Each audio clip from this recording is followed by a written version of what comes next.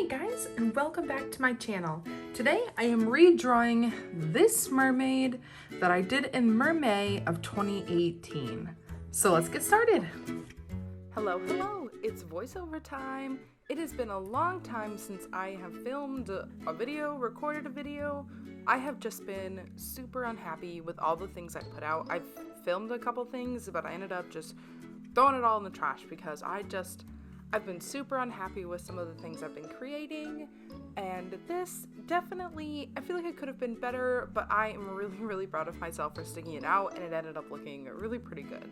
So I have a Canson mixed media sketchbook right here. I don't know what size it is. It's kind of like the little size. I don't know. It's perfect for one character kind of on a page. Two, if you're gonna if they're pretty narrow. And I'm using a Prismacolor Col-Erase colored pencil in the color pink. And as you can see, actually, I didn't buy this too long ago. And it's so small and stubby already. It just, whenever I use this pencil, I feel like I use it a lot. I end up erasing and yeah, I just use a lot of it. And sometimes I push really hard and I'm being attacked by my kitty right now, but anyway, I wanted this mermaid to be really like as similar as I could get it kind of thing. So there are a lot of things that are the same, but then I did change some things up that I like a lot better, like different details and stuff. But overall, it just turned out so much better, and it's really, when you redraw things that you've drawn in the past where you see the improvement that you've made.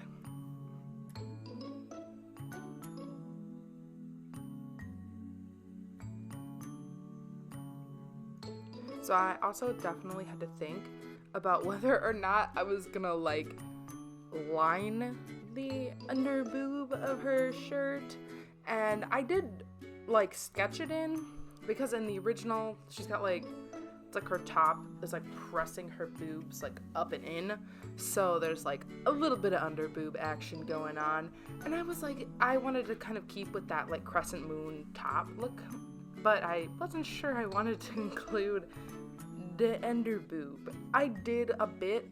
I just colored shaded it in the marker. I did not outline it because that just looked a little silly in the other one.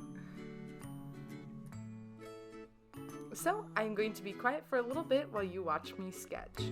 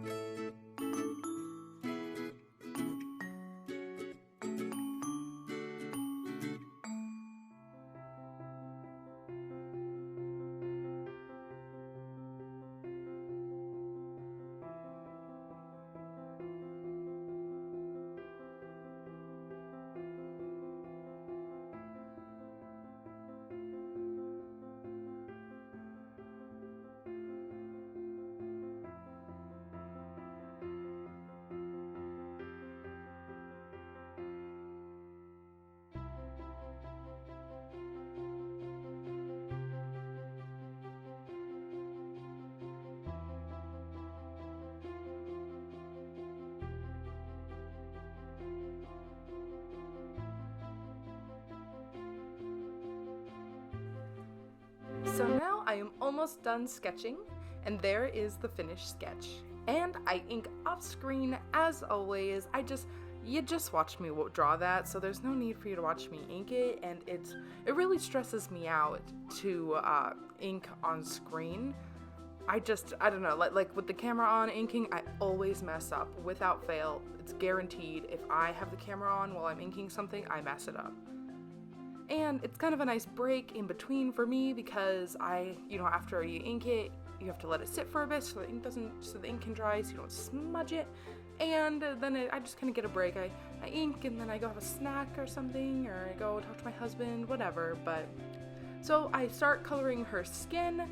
As always, I stuck with super pale since she's kind of like a lunar mermaid. Not only do I feel like mermaids are always kind of pale, even if they have darker skin tone, it's just never usually as sunny and warm, because it's well, they're in the water, and I feel like if they came to the surface, they would be like, they would sunburn really easy. I just feel like their skin just can't handle the sun like that.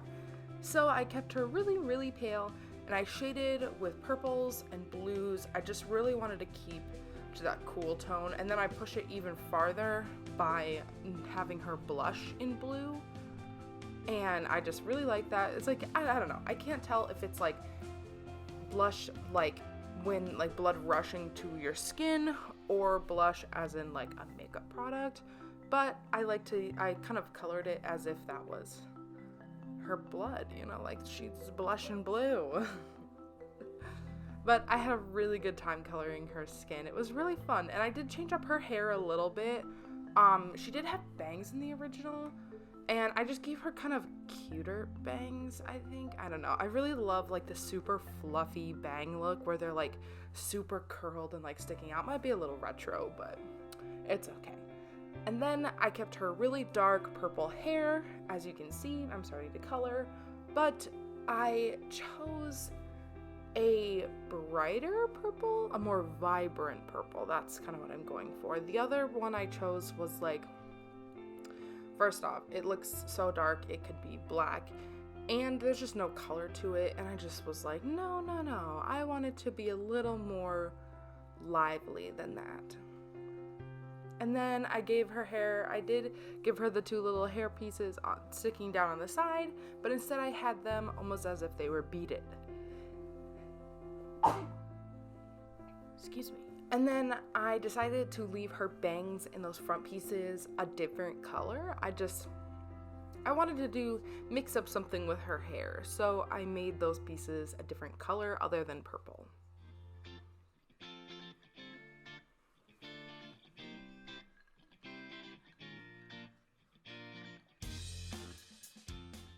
Another thing I did different with this piece was I did ink it. Before, in 2018, when I did Mermay, I was kind of going through a phase where I didn't ink anything. I feel like I was just really unhappy with the way I inked. I felt like whenever I inked something, I always messed it up. It never looked good. I just was super frustrated with the inking process. So I inked, air quotations, inked in a Prismacolor Col-Erase colored pencil shade purple or violet, one of those two. And it was cute. It gave it a really soft look, but nowadays I prefer the inked look, and I am much happier with the way I ink. It's still not perfect. It is far, far, far from perfect, in fact, but what I have learned is I have learned to embrace the mistakes, and knowing that just because something isn't like has a mistake doesn't mean it's not good. I can still love the way things look, and I can still have fun with it, even though it's not perfect. And I think that kind of mindset, that change in my mindset, has really impacted the way I create art nowadays. It's just being more free with it, and that's kind of something when I go through phases like the one I was telling you about at the beginning of the video. It's things like that that I need to remember. And also, I have once heard that when you feel like your art is bad and you can't, and you know what quote unquote good art looks like, and you just feel like you can't produce it, it's not because you're bad.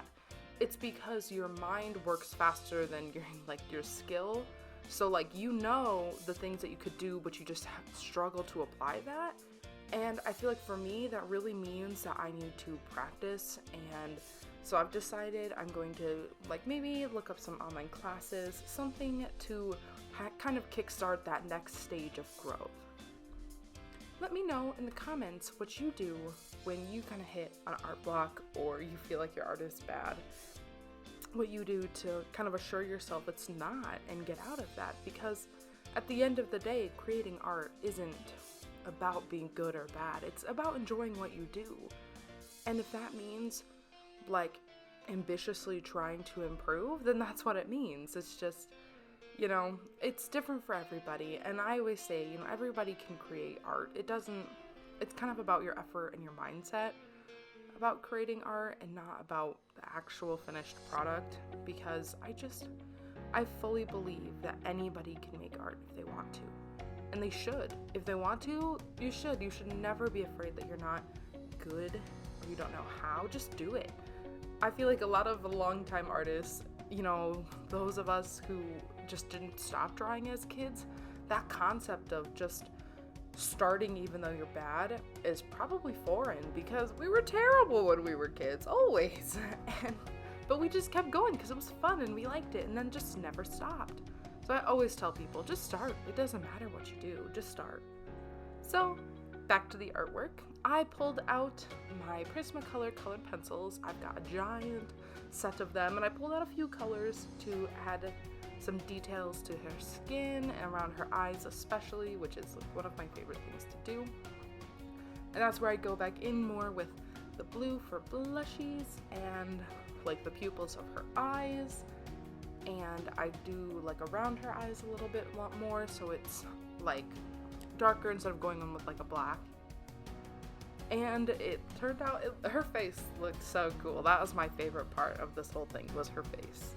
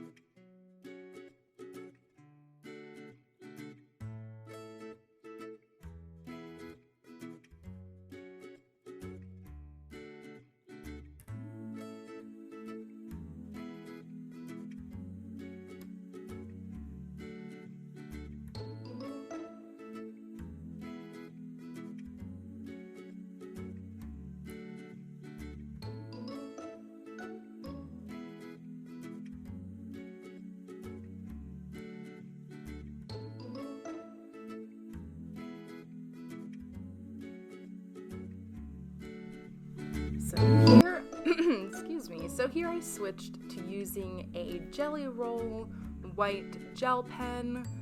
It's my smaller sized one. It's smaller than my Uniball Signo, so I do go in with the Uniball Signo in a bit, but I use this for coloring those teeny tiny pearls and doing the little whites in her, the like white shinies in her eyes and stuff. And that's one of my favorite parts. I feel like adding in some of those details really make a piece pop. And I'm using that dark colored pencil here to kind of fill in some gaps between the really dark of her hair and then the line art, because I feel like that just kind of makes it look messy when I couldn't quite get any closer because I didn't want anything to bleed. And yeah, just kind of a whole thing. I feel like it just made it look a little neater.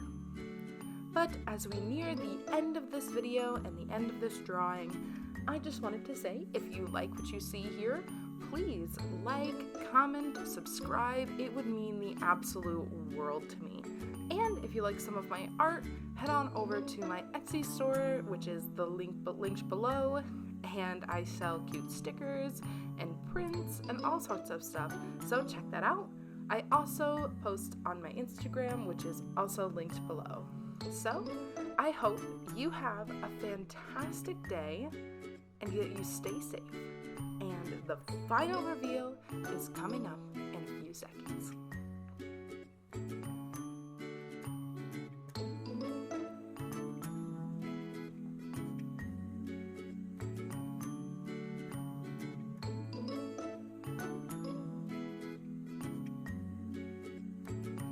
So So here she is, and there is a little snippet of the old one for comparison.